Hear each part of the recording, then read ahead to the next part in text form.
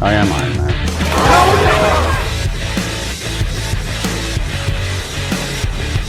Hello there.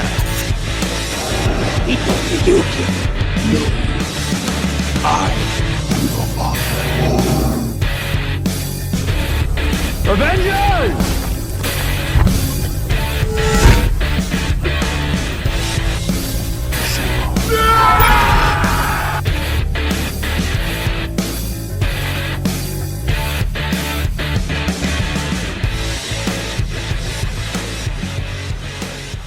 I did have a question to start this episode off for you. Oh yeah, yep.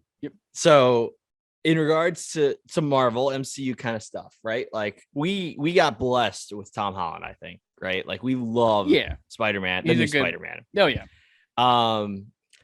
I have a question, and my hypothetical question is this.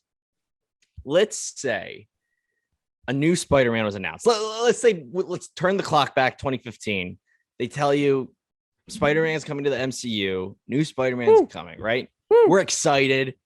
Get pumped.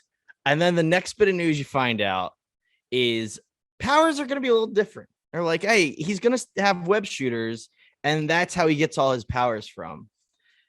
How would you feel about that? He gets all his powers from the web shooters? From the web shooters. Like even the like super strength. Let's and just web say crawl and everything. Absolutely everything. I mean, I guess I don't know. I know where you're going with this. But yeah, I mean, I think I'd be like, what the fuck? Why? Like, why? Like, it's also kind of like when you think about the Raimi Spider-Man movies, like, why the hell did it shoot out of his wrist when it's so right? Why didn't you make him just make the damn web shooters in the first place? Yeah.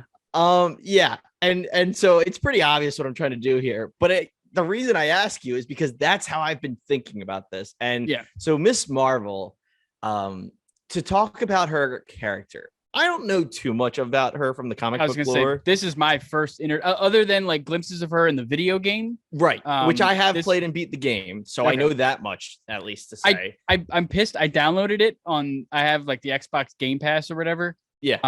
Downloaded it and my graphics card isn't high enough to play it. Really? Yeah, which is surprising because I have a decent graphics yeah, card, that is really surprising. And I will also say I would just trash it and don't even look back. Oh yeah, that's what I've been told too. Yeah, I've heard it's pretty bad. Horrible. I mean, the graphics are probably one of the better things about that game. Very fun visuals, but game wise, it's not good. It's horrible. It's one of those ones where I was like stubbornly playing it through, and when I finally wanted to finish it, just so you could say you finished it. It was beyond frustrating. But I think one of the highlights of that game is Kamala Khan, Miss Marvel. I think she's a great character as a pinpoint protagonist for the game as story. I think that was the first time I ever saw her in anything. Makes sense trailer wise and watching like other people play it on YouTube and stuff. Yeah, I mean, she's been in cartoons. I don't know enough about current Marvel cartoons, like what they do on like Disney XD, other than Spider-Verse movies, which are awesome. The Disney XD stuff. I know she's been in stuff, but I don't know enough about what's going on to tell you what. But yeah, so Kamala Khan, Miss Marvel in the comics is an Inhuman, which is kind of a mutant, but not a mutant, basically. And like what Black Bolt is, right? Black Bolt is an Inhuman, correct? Okay. And basically, she gets her powers from being an Inhuman, so that's change 1. And 2, her powers are stretch powers. So she's essentially Mr. Fantastic from the Fantastic Four. Yeah, I was gonna say, I know I've seen like video, like in the game, like her arms get bigger, or her hands get bigger and stuff. Yeah, she has. I would say she's more powerful, but she's so young, doesn't know how to control it. Right, but I think they really do hint at her like physical powers being a lot stronger. Or I'm just making that up, but it doesn't matter. What does matter is my point is very different than what we get in this show, Miss Marvel. Yeah, I was gonna say I didn't think that's what her how the origin of her powers. It seemed like a rewrite type thing. And yeah, exactly. And the thing that really, I'm not gonna say bugged, because my overall thoughts are positive right now. I do genuinely like the show so far. Yeah.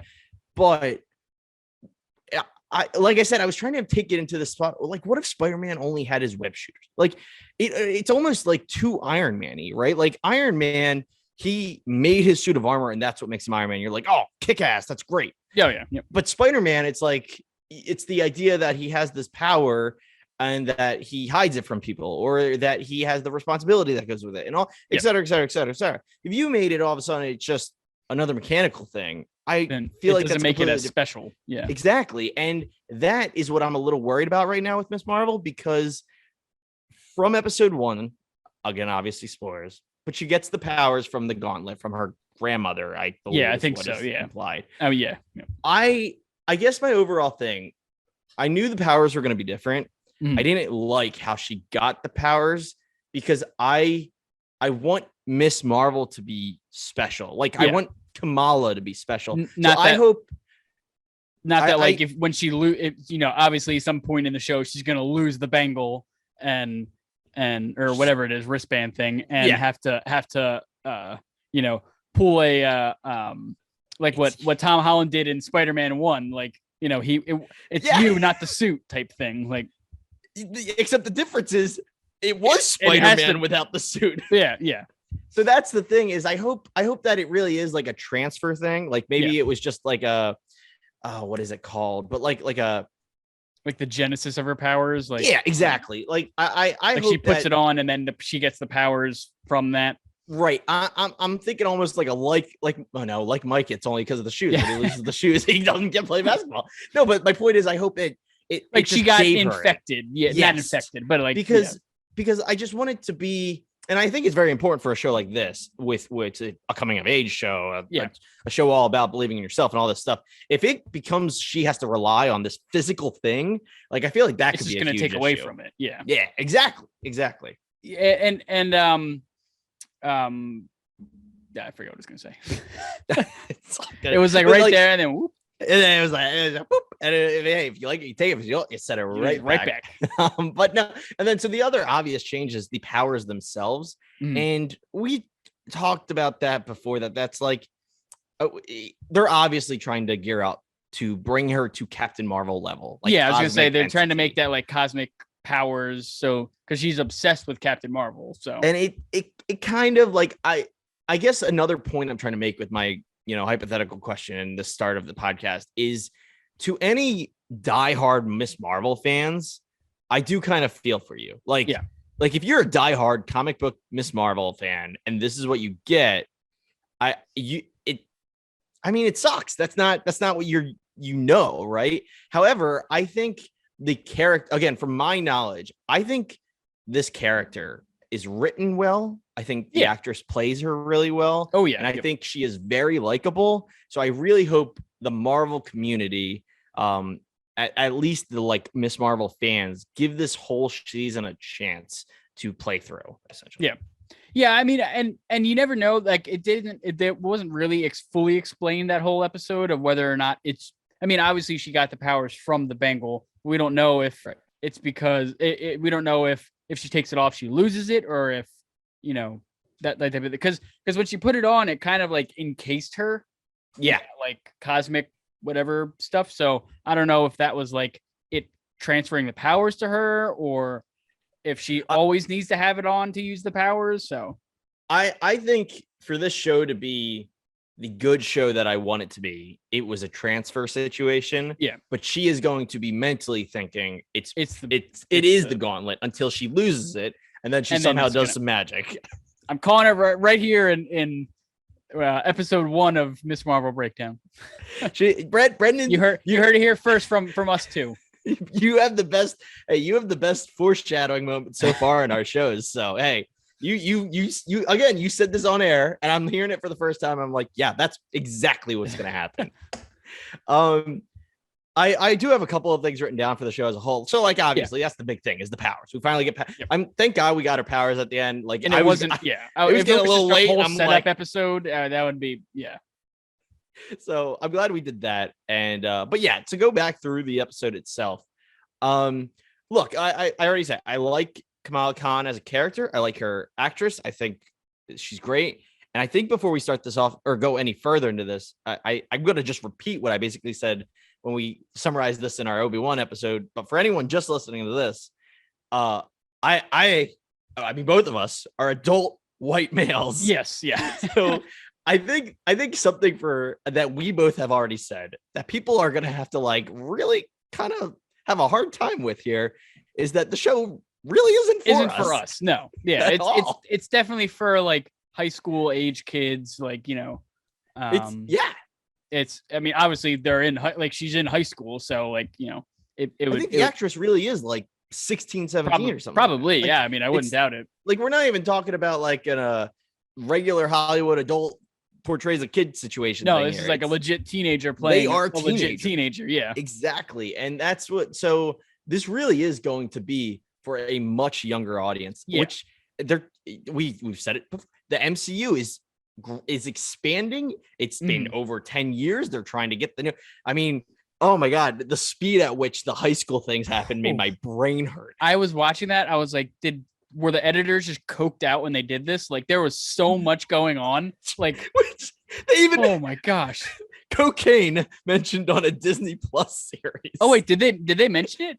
Do you remember what was it? When Kamala is like, she's asking her parents for the first time if she can go to the Avengers Con. Oh yeah. And she's like, it's not like I'm gonna go to do coke somewhere. Yeah. It's like, whoa. Yeah. Disney, trying to pull throwing words out there. Throw some Euphoria stuff in this.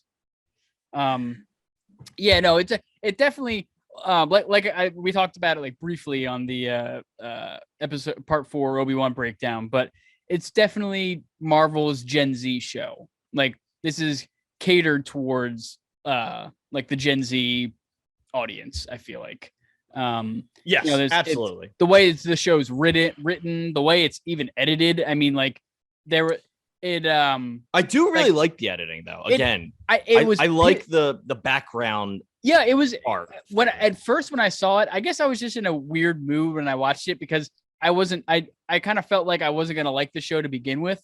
Right. And I was like, not just because I don't really know the character, and whenever I watch something or I don't know the character, I just automatically, which I should probably stop doing because I've liked every single thing I've watched when I don't know who the character is. But like I was like, oh, this show's gonna suck, and then I was like watching it, I was like, this is so fast editing, like I can't fucking tell what's going on, like what the hell, like, and then like the scene where the kid is texting her, like when her friend is texting her, yes, like, did you ask your mom? And like the lights on his building were like showing the text bubbles and everything. I'm like, okay, this is pretty, like, this is it's a creative way to show texting. Like it's not just the little screen bubbles coming up, like the little text bubbles coming up on the screen. It's incorporating the background and the city lights and everything to show their conversation, which I thought was pretty cool. Yeah, I think it's a pretty creative way to do it, especially considering especially a show this younger audience focus. Like, yeah, texting's it's every second of their day. So nobody calls anymore, especially that generation. Like nobody makes a phone call. So the fact that like they're like, okay, well, we got to portray texting, let's make it unique. I appreciate that. It's cool, and I think that's fun. I also I really enjoy the daydream sequences. I think they're a lot of fun, especially when she's daydream describing how they're going to get to Avengers Con because she's so smart and everything. That was pretty cool. Yeah. I thought it was like, it was something out of like, it almost felt like Ant-Man, the scene when what's his name is giving the whole breakdown of their plan. Yes. When, is that Luis? Yeah. Luis? I don't know. Yeah, something like that. Michael Pena is the actor. Michael Pena. Yeah.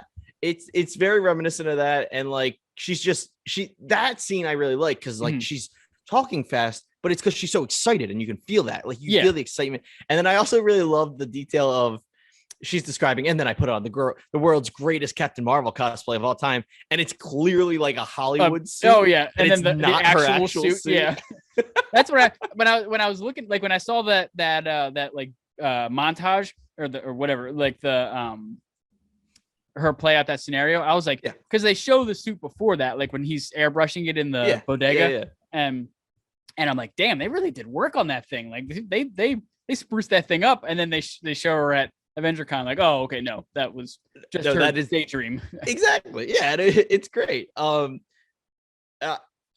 I thought that was a lot of fun. And speaking of just going to Avengers Con, man, that would absolutely exist in the world where the MCU is real life. One thing that was like threw me off though was I was expecting it to be, like do you know the Javits Center in New York? It's like where they have New York Comic Con and stuff like that.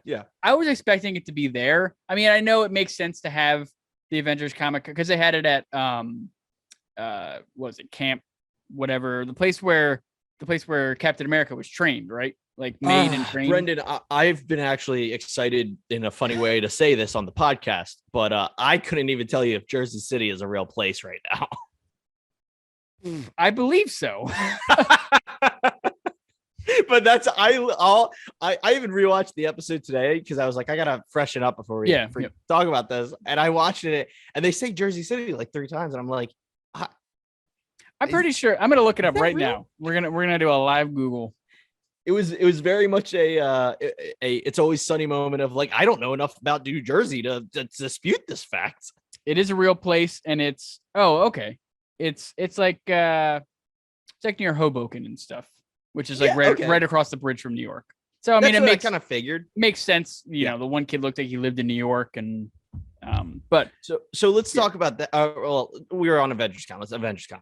I was expecting like something that big, like because also this show and Hawkeye also shows like how idolized the Avengers are. Right. Like they're like they're like LeBron James or like Michael Jordan, like they're the people kids look up to. It's like Kate Bishop was obsessed with Hawkeye, and so it makes sense that they'd have like a Avenger Con or whatever they called it. But I felt like it would be at a bigger. I mean, it makes sense where they had it because I'm pretty sure that's where Captain America trained. But like when they showed up, I was like, this is a little ass fair. Like I was expecting like a giant Comic-Con scene, like. Especially with them calling it the world's first Avengers Con. Exactly. If they specifically said the world's first Avengers Con. I was like, if you had said New Jersey's first Avengers Con, I'd be like, that wouldn't make sense. Yeah. No, like but the world's first Avengers Con. This is the first ever Avengers Con. Like that thing is going to be packed more than Philadelphia after the Super Bowl win. Yeah. It's going to be millions of people there. Oh, well, and you actually made me kind of like, this is a funny, like hypothetical too, but like in the MCU, we know sports exists. They even mentioned it in this episode of Ms. Marvel. Yeah. But like, there's no way sports stars are as big as real life superheroes, right? Hell no. Yeah, no. Because like who's gonna be a bigger star, LeBron James or Tony Stark? Yeah. Billionaire, playboy, philanthropist that's also a superhero and kills aliens, or a multimillionaire basketball player that shoots a ball into a hoop. Like, and I'm pretty sure Iron Man would top that. So that's just kind of like a funny, like that. Those things would definitely still exist, and those stars would absolutely still be stars. Oh, yeah. But I think enough people would love this Avengers world that is real that you would have way more fans at that thing. And that's what I loved. I chalk this up not as bad writing, but as good writing because it's a teenager being a teenager. But her thinking she has the greatest Captain Marvel cosplay of all time, and you're like. Val and I are watching it and we're like, oh honey, like there's gonna be adult nerds at this thing. I was gonna say there's people that have actual money that can buy it. They don't have to make their costumes. Like not only like they are spending hours of their real life doing these things because they have that time and money to do that. Like I just love that aspect of, again, I think they really do the high school story well so far. I really it's been a good depiction. But yeah, no, they have been doing it. One thing I just wanted to mention, that I've seen it in a million high school. They like a million high school depictions in movies and TV. I absolutely hate when they show people blocking lockers. Like those two girls that were standing in front of her locker, and she was like, "I just need to get my book," and they just don't move. I think they did that in Amazing Spider-Man too. In Amazing Spider-Man, there's definitely a couple making out in front of Peter's locker. Yes, yep. And not only is this a thing that's also being used again, but let's just remember we're acting like Andrew Garfield isn't gorgeous. Wouldn't be a nerd that they're ignoring. but no, like I was watching that. And I'm like, whenever I see that in a movie or a show or something like that, I'm like, just fucking move them. Like if I were in high school, I'd be like, move. I need to get my books. Like I was gonna say, like we were pretty socially similar people in high school. Yeah, like, did you ever have that happen to you? Not really. I mean, I knew the people around my locker, so Right. like I never had that happen. But I Like, mean, even if I didn't, I'd be like, can you move? Like I need to get my books. Like I was thinking about it, and I distinctly remember one time at our first school. I don't know. Anyway, Yeah. I distinctly remember one time where, because I had the top locker, the person was at the bottom locker in my way, but it wasn't like the only memory I can remember isn't like someone talking or something in front of my locker. It's her using her actual locker, and I just want to patiently wait for her. Yeah, yep. You know, like step over her or like awkwardly exactly. like reach over. No, I never had either a couple making out in front of my locker for no or reason, like or people... someone just blocking me to be a dick. Like the funniest thing about, at least in Amazing Spider-Man, like Peter's like supposed to be like not naive, but he's just not willing to like interrupt them. But he's like, sorry, like can I? But like in Miss Marvel, Kamala Khan literally said, she like does the whole excuse me, and they're like, just wait. It's like, what, bitch, please. Yeah, she was just like, oh, okay, guess I won't get my book then. She literally. Yeah, that was so. That's a very weird trope that everyone does for high school. Yeah, and it's like, no, I've never seen that happen before. No, at least I've never heard that happen to anybody. It's just something funny that they put into to high school movies. It's the classic trope that's like, okay, this person isn't high on the social ladder because people are in her way at her locker. Yeah. And that's the funny thing is that we aren't even addressing yet is in today's world, the nerds rule. Like, oh yeah, it's not like it's not like traditional high school back in the day where it was all the like jocks and stuff like that. Now it's like the kids that love Marvel and do theater and stuff like that are the cool kids now. Like they even kind of, so one of my questions, I wouldn't say a criticism, excuse me, but one of my questions too is like, so we meet this girl who I forget her name and I didn't write down. Yeah, like the popular friend or whatever. Well, so that's the thing, right? Like, what is she? Because she's clearly popular, right? And she's got she mentions the like YouTube or I don't know, probably TikTok, to be honest. Yeah. She mentioned something that she has 1 billion subscribers on. But then she gets upset that Kamala bumps into her, but then they're both super nice to each other. And then that's like, I'm like, is she supposed to be a bully? Are they just like, my theory is that they were friends like a couple years ago, and then they went to high school and both went separate ways and are now like they're cordial to each other, but like, I don't know. That's what I kind of took from it. I definitely think that is like what they're presenting. I guess I'm just curious, like what the relationship is going to be. I even kind of thought I don't know, I could be completely reading it wrong, but I even kind of got romantic vibes from that one interaction. Like, could be, yeah. I mean, I don't know, like Soy Toy too. Yeah. But like, I just have no clue. She wasn't mean enough to be a bully, but she also wasn't friendly enough to be a friend. So yeah. I just don't know where they're gonna go with that one. But I also do want to mention that bitch be dead at Avengers Con. She got like impaled by Thor's hammer. Like I saw that and I was like, dead. Not only did she get hit, she got hit by the hammer, hit wall A and then wall B. Oh, like, yeah.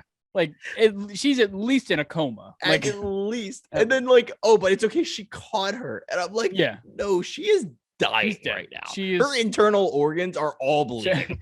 Everything is just gushing blood. I don't care how paper mache that hammer is. I watched that fly through the air. Oh yeah. One thing I wanted to talk about too was her Kamala's family. I really enjoyed like the family dynamic. Oh, I love her family. I love her. I love the overbearing mom, the sort of overbearing dad, but he likes to be goofy and try to be the friend, but also like, hey, I'm your parent. And then like the older brother that doesn't really that like doesn't care but actually cares type thing. Yeah, am I too old for this show? I mean, yes, but am I too old knowing, like, watching the scene where the dad comes in the Hulk costume, and I am 100% feeling and on the dad's side? Like, yes, yeah, I was like, no, he's trying to be hard. fun. Yeah, but she wanted none of it, and nope. I don't blame her. She's trying to hang out with her friends. She's trying to get out. But oh my god, the whole time I'm like, you monster. When he like ran in, was like, I'm the Hulk. I was like, that's perfect. Like, I love that. But I mean, yeah, I mean, a moody teenager doesn't want their dad dressed up as, painted green and stuff like that. Going exactly. You don't want to have your hand held at 16 at your friend's thing, and I get that. Again, the whole thing is this is great. This is great. It's a well done thing, right? But you're absolutely right. The family dynamic, it's perfect, and I love sibling relationships. Very close family. Yeah. I think both of us have a very close family, love our siblings. Yep. And it's like, like I can feel, as mean as that brother was to her sometimes, like they also are like best friends. Oh yeah. Like when he talked to the parents about letting her go to the Avenger Con, like that's what siblings do. You know what I mean? Like that would be a real life situation. Like, hey, don't worry, I'll talk to them. Like, I went through this, like, we'll figure it out. It's the classic Philly trope, right? It's the, hey, I can make fun of my city, but you can't touch my city. Yeah. Like, I can make fun of my brothers and sister, but you can't make fun of them. Yeah. And I think that's definitely something I get the vibes of with these two. I even love her getting all like, oh, he could do whatever he wants. And he's probably like, yeah, probably. I mean, I've gotten away with whatever. But like, it's, I don't know. I think they do a really great family dynamic. I don't know any of these actors, but I think they're great. I think they're doing a great job. I think something I'd like to theorize on, the mom and her relationship with her daughter, obviously, I think will be a huge part of the show. Yeah. We're going to find out that the grandma was some superhero that we don't know. That whole thing is confusing right now. Like, so I'll get into what I'm confused about later, but so that's not even, so let's that in a second, because my theory actually doesn't have to do with that. It's, I really love that we're getting Kamala's point of view. That is, she has this overbearing family, and to her, it's the end of the world. And she's 16 and everything sucks because her parents cared too much. Right. And it's like, yo, I've been there. Like, it's not a phase. Exactly. And the thing that I really, really hooked on in this episode was when we see, I feel terrible, I don't remember his name, but the friend, when we see the friend go home for him, and he goes right to his room alone. Yep. And he starts tinkering with something, and he doesn't interact with anyone, and it looks a little dark and gloomy in that room. Yep. I definitely get some bad home life vibes for him. And it seems to be like he's always over at her house because like the mom already had like stuff packed for him to take home to eat and stuff. So yeah. I definitely think we're gonna get some kind of scene where she is venting about her family, as she is known to do, and he's gonna snap and be like essentially just along the lines of, well, at least your family's there for you, kind of a thing, because you sometimes you can only take so much like hearing that other side. And I think he has a bad home life for sure. I mean, it seems like my guess is that the family owns that bodega down like below downstairs, and then they just like sort of like a Bob's Burger situation, like they live above and work below. But I really liked that he's kind of like a tech wizard, almost kind of idolize, like she idolizes Captain Marvel. Looks like he idolizes like a Tony Stark not Captain America, Tony Stark Iron Man type thing. He's made that like Alexa thing for the dad, which I am gonna bust that is a little like, bullshit on that. Like Disney, I get you're not gonna pay Google or Amazon to put like Alexa or whatever in your show, but the kid doesn't have to invent what clearly exists in the world. Yeah, you could just make another company. Like, I'm not even making fun of the name, which is a funny name. Like, just say Zuzu is like the brand. Yeah. But no, I do like it. It was a good way to depict that he's a very intelligent person, and yes, he idolizes like the Bruce Banners and the Tony Starks. Yeah. Oh yeah. Because that's where I got confused. Because in the not the flashback, but her like telling of how they're gonna get there, he was dressed up as Tony Stark. Mm-hmm. But then in real life, he was wearing the lab coat as Bruce Banner. Right, he did both. I'm he did both. Okay, like I'm saying, I think in the daydream he was one, gotcha. And then in real life he was the other. I forget which is which because gotcha. It was too fast for me. So. Yeah. So much goddamn editing. One thing I wrote down here just as like a funny like note when they were when they were sitting on the roof and he like gave her those the photon gloves, like the light up gloves or whatever. Yep. When they started fake fighting, I was like, you dumb motherfuckers are about to fall off this roof. Like, stop fighting up there. Like, that's all I could think about the whole time. But like, I guess it was just me being an adult, but I was like, stop fighting up there. You're going to fall off. And like, you don't have your powers yet. That was your point of being like, this is how I know I'm too old. It's because this is not cute. This is get down. You're going to fall and get hurt. Yeah. Like, what are you doing? You're going to fall and get hurt. And then we're going to have to go to the hospital and have to pay this bill. Like, what are you doing? That is too funny. I thought you were going to, okay, let's, oh my God, that's so genuine. That's great. But no, I think I was going to talk about like the love, like the will they, won't they? Yep. Which is so obvious in that scene. Yeah. I don't think they will. I think we might get a, like, I mean, look, cards on the table. It's there. There's a will they, won't they? And the kid's going to give his heart and soul to her at some point. He's going to be like, nah. He's going to crush it. Yep. I think I just think they're going to play it out like, oh, here's the romance to the superhero, but she doesn't want any of that kind of thing. Yeah. And I just think it's because they're going to focus on her as the character and alone, because that's the trope you're trying to climb over, right? Yeah. I mean, if you're going to focus on a female superhero, like especially Captain Marvel, who definitely didn't have a love interest in her movie, like no, unless you want to consider Samuel L. Jackson, which I mean, hey, no, but no, yeah, that's what I think. Well, not think it's clearly there, but I do think she is going to just deny that. Oh yeah. No, definitely a stuck in the friend zone situation. I don't know. I mean, I guess it was only the first episode. We got. I don't know. Do you think it's going to be a 10-part series or a 6-part series? I don't. Because if I had to guess, I would say like 8. 8. Okay. Because like, I think that's been the main. Let me see if I can pull up. That's been like the main episode structure for MCU shows. I feel like. How long was this episode? Time-wise, I think hour, about an hour probably. Then yeah, I guess it would be more like a 6 to 8 range, because it's if WandaVision I think was 8, but they were more 30-minute episodes, long episodes. I definitely, I don't know. Let me see, because my biggest thing is I don't know who the hell the villain's going to be in this. Like if there is going to be a villain, or if the we'll get to it later. The end credit. Did you see the end credits? Yeah. That's what I was gonna talk about. If we want to just talk about that now, because I feel like, I mean, regarding the will they, won't they, I could see what's his name kind of going into a villain mode, especially if there's a little tension after the friend zone thing happens. Could be, I don't know how he's gonna get powers, but maybe he just makes a Iron Man-esque suit type thing, or at least like a gauntlet type thing. Hey, I mean, sure, kid's a genius. Yeah, clearly that's got to pay off somehow. Like, he didn't just invent Zuzu for episode 1. He's gonna do something with it. Like, even if it's just like, I don't know, he could even just be part of making her actual costume. Maybe I don't know, but I do kind of see him being antagonistic in an episode, at least one in the future. Yeah. One thing I wanted to talk about before the post-credit scene thing.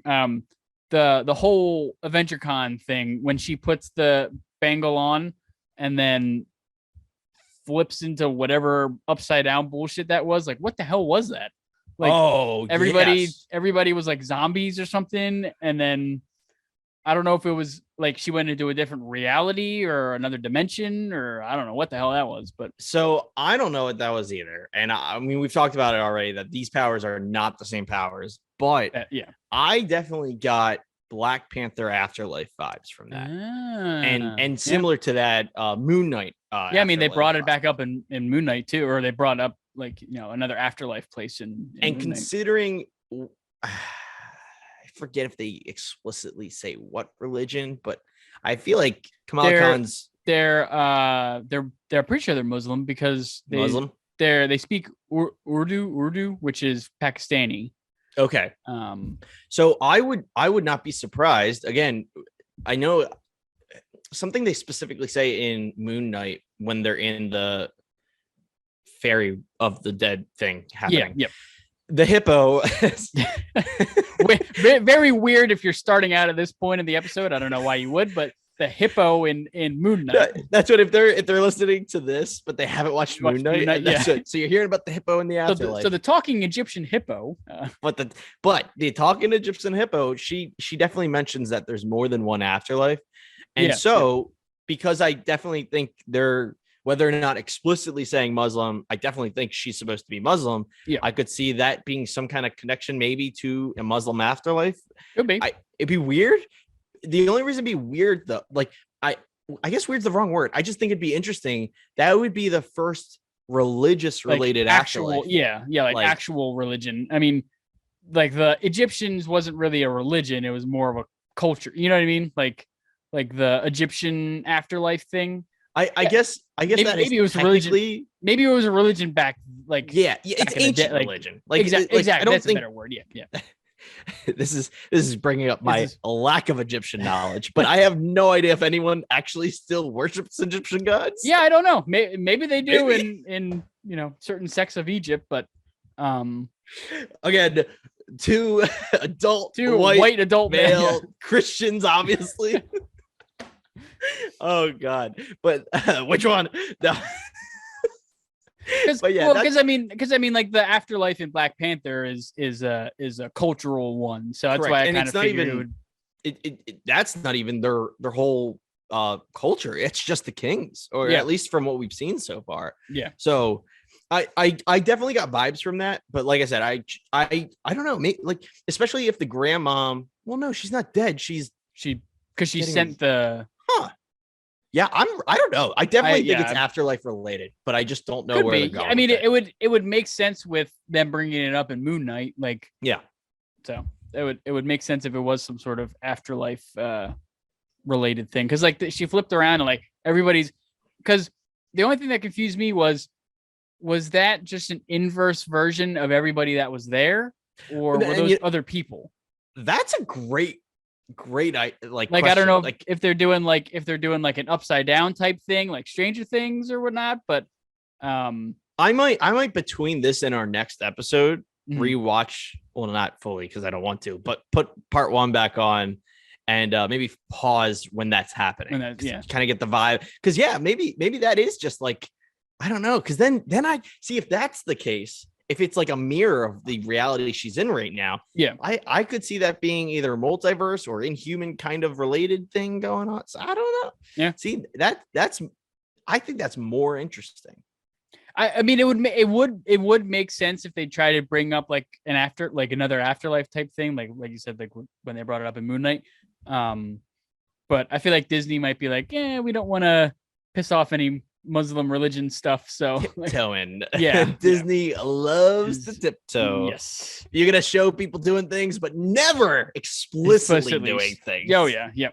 You can hold hands only.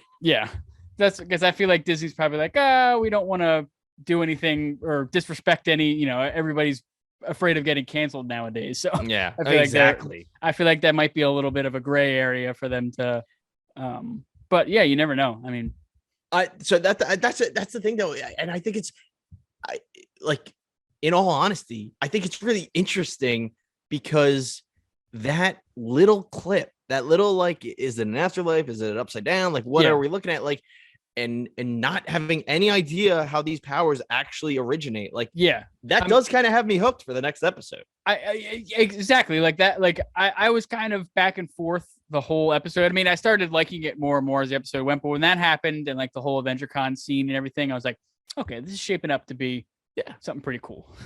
I agree. I think the last thing I got to talk about is the end credit scene, unless there's anything else you got. No, that was all I had. So they bring in the damage control guy from No Way Home. Okay, so that's who I thought that was. That's what I had down here. I was like, what organization was that? Like, so that's the damage control one, the one from No Way, or the one from the first Spider-Man. Well, so the organization is Damage Control, which is the group from Homecoming that comes in and steals Adrian Toobe's stuff and all that stuff. But in No Way Home, and that guy's in No Way Home. Yeah, he's the detective that's interrogating Peter Parker, right? Correct. He's the guy the detective of or whatnot that interrogates Peter Parker, Ned, Leeds, and MJ. And Aunt May. Yep. Carter. But yes, they I think it's very interesting because I think that might elaborate on what Damage Control is in the MCU. Mm-hmm. I don't think Damage Control is a Sony owned thing, so it would make more sense that they brought it back in No Way Home and then they're going to trickle it back into the MCU and something else. Yeah. Otherwise I think they would have went with Sword from what was it? WandaVision. Yep. We haven't seen Sword since WandaVision. It's very heavily implied that Sword's going to be part of Secret Invasion, which is the Samuel Jackson show coming. And I still thought it was weird it wasn't Sword in No Way Home. Yeah. But it was Damage Control. And I think Damage Control might be just the more public face of so are they just kind of like the people that like at AvengerCon when that whole thing happened and stuff got damaged, and obviously it was a superhero or some sort of cosmic entity that caused this. They come in and kind of clear all the questions up and clear all the damage up. That's correct. Kind of their like job. I mean, Damage Control really isn't a big comic thing. They're in it, like it is a real thing, but it's pretty cut and dry what we've seen in the movie so far. Exactly as you just said it. Yeah, they show up when a superhero level event happens, no matter what the level, and then they clean up physically and publicly. Okay, and I think a good comparison is like they're like Men in Black without the memory wipe part. They do the exact same thing, but then at the end of the day they're like, and we're just gonna leave. Yeah. And you'll still remember everything and be traumatized. Bye. Bye. Okay. Yeah, exactly. But that's kind of the gist of it. They do the physical cleanup and so they would literally clean up AvengerCon, and then the public cleanup is they're gonna probably they'll release some press event and be like, oh, it was just some kid in their cosplay suit, or it's gonna be him interrogating Kamala in the next episode or something like. But I think it's interesting to bring that guy back because it's like he really wasn't anything, but I mean, like I said, it's gonna elaborate on what Damage Control is, and that could be interesting. That's because I was looking at it and I was like, that guy looks really familiar, and then it kind of clicked. I was like, oh, that's the guy from. I mean, he had a very, very small part in No Way compared to the whole movie, but right. But I was like, oh, that's the guy from No Way Home. His highlight for me is still when he's interrogating Ned, and he's like, oh yeah, Ned, hungry, get a snack. He's like, hey, dude, I'm so sorry. Like, I just need to. I mean, he's like, let me just ask you some questions, and Ned just spills it. He's like, so you'd say in Spider-Man's vigilantism, you would be his main accomplice? And it's just his whole thing is just like so. I don't know. I really enjoyed him. So I actually do like that guy. That nameless interrogator as a character, and it'll be fun to see him more of him. I do think I foresee him being a good guy. I think we were left with no villain this episode, so the credit scene is to give the illusion of a villain, which is Damage Control, I guess. Yep. But I think there will be a villain, and in the end, Damage Control is going to be on his side. Kind of similar with how Shield and the Avengers in the first Avengers weren't exactly on the best of terms. Yeah. Yep. Yeah, they're kind of at odds with each other. So, all in all, a better first episode than I thought it would be. Not bad. I went into this having no knowledge of Miss Marvel.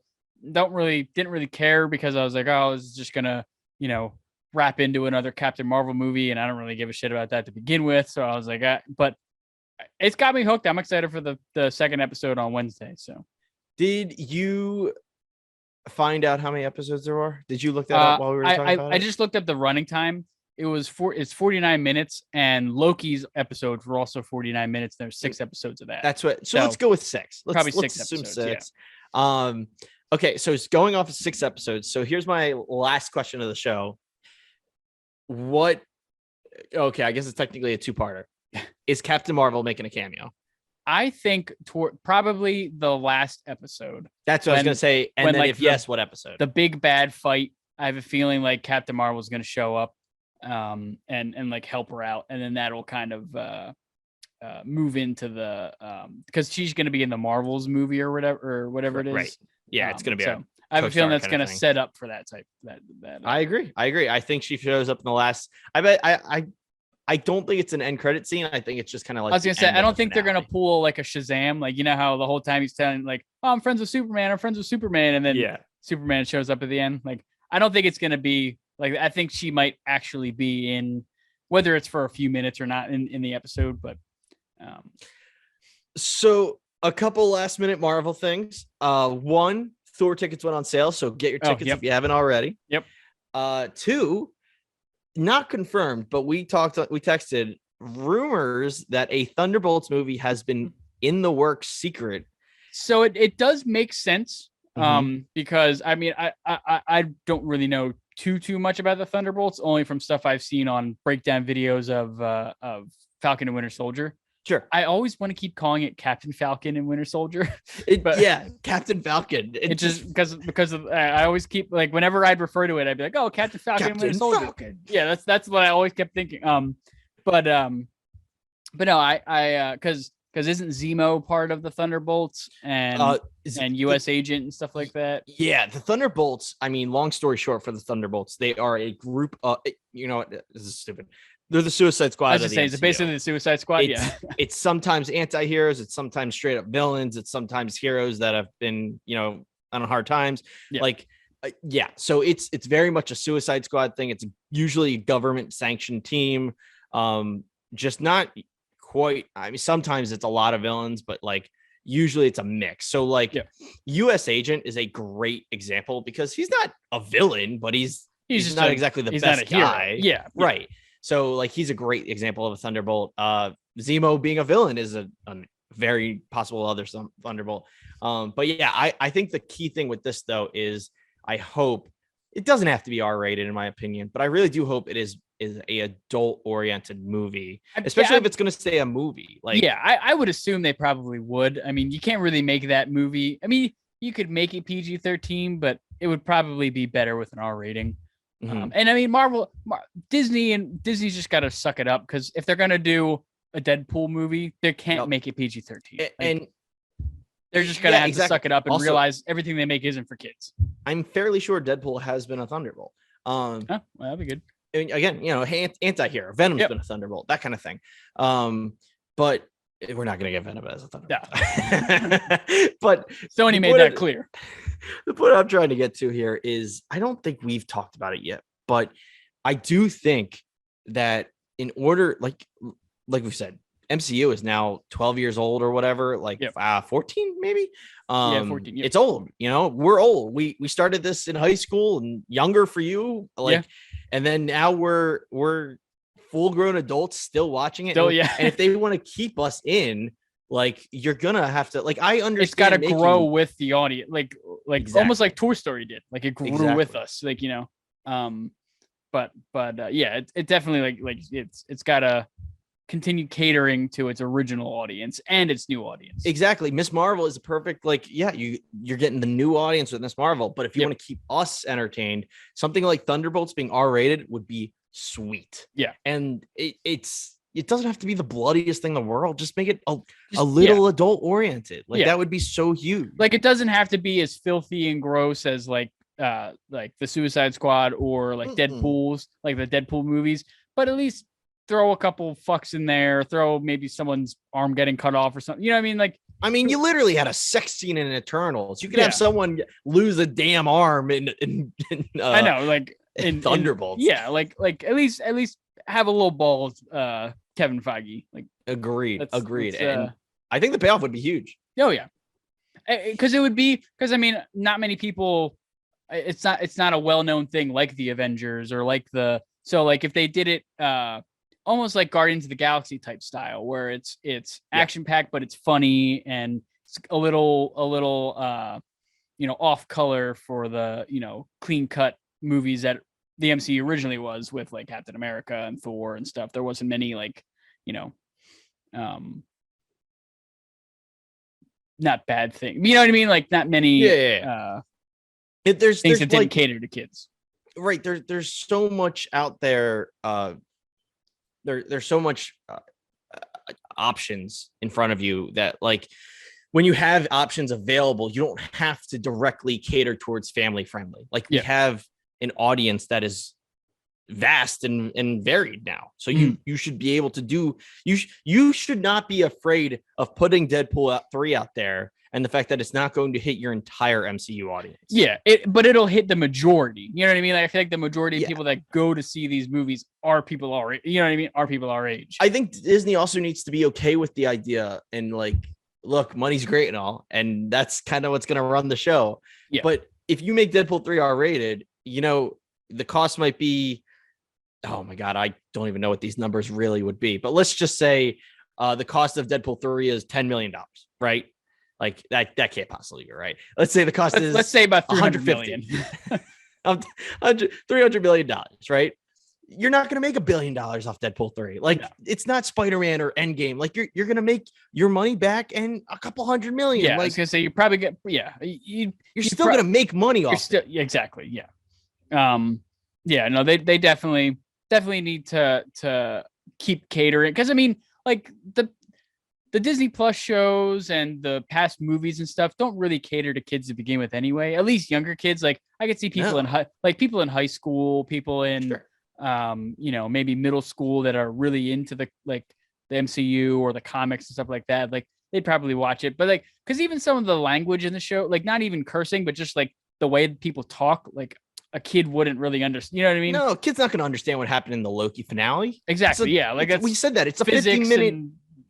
Yeah. So no, like I totally agree. It's like the Disney series have been trying to be adult. I don't even want to say oriented. They have been trying to make them for us. Yeah. Right. And which is adult oriented, but they've been trying to make them for us, but they're not committing. And that's the issue. And that's what, like, honestly, I applaud that about Miss Marvel is that they are committed to this is just Gen fully Z for a younger generation. Like that's who that's for. But then, like I said, make Thunderbolts that much more our thing. Yeah. And the whole forming of the Thunderbolts, I kind of figured something was happening because like at the end of Falcon and Winter Soldier, Julia Louis-Dreyfus character, the pink hair that comes up and is talking to John Walker and is like, hey, you're not Captain America anymore, but we could use you in other places and stuff like that. Remember the Seinfeld lady? Yeah, Seinfeld lady. Yep. And she showed up in something else too, didn't she? She was in the Black Widow credit scene. That's what it was. Led into Hawkeye. Yelena. Yep. And was she actually in Hawkeye? I want to say yes, but maybe not. Might have been. So maybe it'll be like the lineup for the Thunderbolts. Maybe like Zemo, U.S. agent, maybe Yelena. I would say Yelena.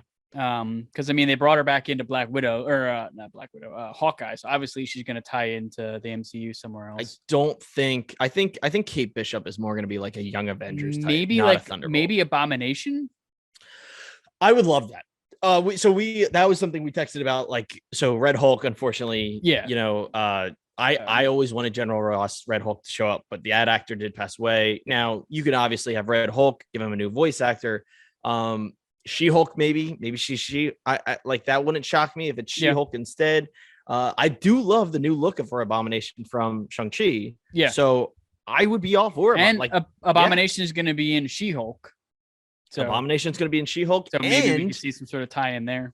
Abomination is, in Shang-Chi at least, under like sealed sword kind of like control right now. So like, I could totally see Abomination being the, I don't know, the wild card. Yeah, exactly. Yeah. Wild card, baby. I'm trying to think of like one other, but I can't. I feel like they're gonna throw someone random in, not random, but like someone new. You know what I mean? Yeah, I joked about it. It won't happen, but I really think a Tom Hardy Venom would fit right into that group. That would be perfect. Yeah, that would be so well. But no, it won't happen. I mean, they teased us at the end of No Way Home. I feel like that was Sony's way of like, all right, we'll play ball, but go fuck yourself. Like, go. That's exactly right. And then we've never talked. Have you? Did you see Morbius? No, I did not. No, I've seen all the memes for it, but I actually just watched Let There Be Carnage. like the second Venom. Okay, I did not like it at all. Didn't? I thought it was boring as shit. Oh, see, I didn't think it was boring. I did not like it as much as the first. I do really like the first movie. The first one was good. Yeah. I was like, you gave me an hour of Venom. Like it's just Venom. I think I would like it better if it wasn't Venom. Like if it was just like an alien story of a guy that got infected with an alien thing, and then I feel like it would make better as just a plain sci-fi series than it was if it's Venom. You know what I mean? Well, the issue with it, they lean so heavily into it's a Spider-Man thing, but then there's no Spider-Man. There's I almost broke and saw Morbius at one point, but I still have not seen it. I plan on getting it like in a Black Friday $5 bin kind of a thing, like one of those like grab all things at Walmart. Like I will see it because it is I've heard that it's not worse than Fan Four Stick, which is pretty impressive. Yeah, I was expecting Fan Four Stick or worse. Level. Yeah, but I expect Morbius to be a fun Friday night movie. Oh yeah, pop a couple cold ones open. Exactly. And, crack some one-liners on it. But no, we'll see what happens with that. I don't know. I can't think of any other like good, like Killmonger would have been such a good Thunderbolt, but I can't stand that Killmonger died. I know. He was so good. Maybe they'll do something because of the What If episodes, because apparently they're supposed to tie in with they sort of did with Captain Carter. Right. They prepped us for multiverse. I know she wasn't that wasn't the Captain Carter from What If, but like that's how we knew who she was, though. Yeah, exactly. Yeah. And the incursion stuff too. The black goo of the incursion. Yeah. I don't know. I'll try to think of any other Thunderbolts I think could be on the team. Because like I feel like all the Netflix guys, they're a different. Oh yeah. I don't think that's going to be Thunderbolts. I don't think Moon Knight's a Thunderbolt. I don't think Daredevil's a like that. Yeah. That to me is Marvel Knights or shit. I forget what they're all. Because they'd probably group up like Moon Knight, Black Knight. Wasn't it Black Knight? Black Knight. Yeah. Black Knight. The Game of Thrones guy. Yeah. Him, Blade. Those three probably going to be together. They're too mainstream and heroic to be Thunderbolts in my opinion. Like Thunderbolts is they kind of scrape the bottom of the barrel like they did with Suicide Squad. Yeah, like they did with Suicide Squad, like King Shark and Captain Boomerang and all. Yeah, like I love the idea of US Agent being on that team, and like he has this drive to prove himself, and that's what like he's so focused on that. And then there's some other character. There's got to be one like A-lister, because he's the guy that's going to be like, why am I here? Kind of the comic relief type. Yeah. Probably. Yeah. So we'll see. I'm excited though. Last thing I wanted to do before we closed off, I told you today, but I wanted to show little tease, I guess, for at least next episode, part 5. But here's some Star Wars action. I got the Jedi Fallen Order replica blade, and it is. That's awesome. Do you like hear the like? Yeah, that thing's solid. Oh, it is. It's like it's so clean and it's so easy to like hold right here. Does it come with an attachment or can you buy like an attachment for? So anyone that knows me knows I might be a bit of a cheap bastard here and there. These things are pretty freaking expensive. I can imagine. I found a way to save quite a few dollars. I'd like to not say how much I spent on this. And I saved quite a few more I got the hilt itself off eBay for quite a steal. I nice. won the bid, and I bought the blade separately, and the blade should be here either end of this week or next week. So if not for our part 5 video of Obi-Wan, by the finale, I might be swinging some lightsabers on screen. There we go. But I will say here, I'll give it a little tease. It does still work now, even though there's no blade in it. So you can the noises and everything. Ooh, nice. So there's a little. You can see the light down there, and I mean, it's pretty cool. It's pretty sweet. I'm really excited. It's like, is that one of like the I forget what they're called, like the brand. It's like Real FX or something like that. So no, that's a those are like officially licensed, I think. Okay. This is technically like a fan made prop. Oh, okay. And it's because of that, like there's like long story short, there's kind of like a mini computer in this. And when I finally get going with this, essentially I can load up like quotes from the movie and like music, and that's like pretty cool. It's pretty intense what you can do with this thing. So I'm excited to slowly show everyone watching over time the evolution, the complete build of it. Yes. As I say, yes. I gotta get like obviously I want to get like a backdrop for the friggin' Guantanamo Bay thing I have going down here, but I want to get like bookshelves to put like my pops and stuff on. Yeah. And I have literally all my lightsabers just sitting here. I got like those like cheap plastic ones that you fling out. Yeah. I can't find, dude, I have at least 3 of those and I can't find them. I assume they're in a box somewhere in this house still, but because I know you also have I got plastic Kylo Ren. This guy, what's that? It's the cheap plastic one. It was like $30 at Target, but it's but that's the Anakin's. It goes blue and then it also changes red. Oh, that's sick, dude. That's the well, that's the Vader hilt, right? Like, but it's the Anakin. It's Anakin's hilt. Yeah. Yep. Oh, that's that. Oh, that's sweet. But I mean, it's like cheap plastic. Well, that's the kind of like the blade is still going to be that kind of blade when that finally gets here. Like it's the LED light strip in the blade kind of thing. But dude, lightsaber collection's a lightsaber collection. Don't undermine it. I got the Kylo Ren one. Kylo Ren. I remember I bought this. The batteries are dead, but I bought this after every year for college. The student loan company would send us like a refund check of like money we didn't spend on our school loan. And my parents would always be like, oh, make sure to put it in your savings account and everything.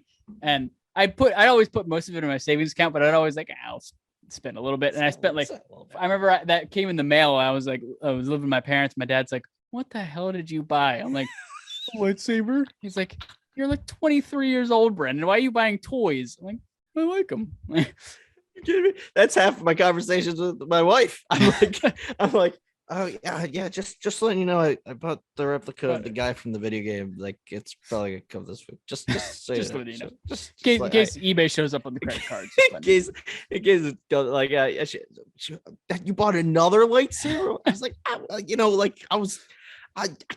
it's a replica. It's cool. What are you talking about? I still have those conversations.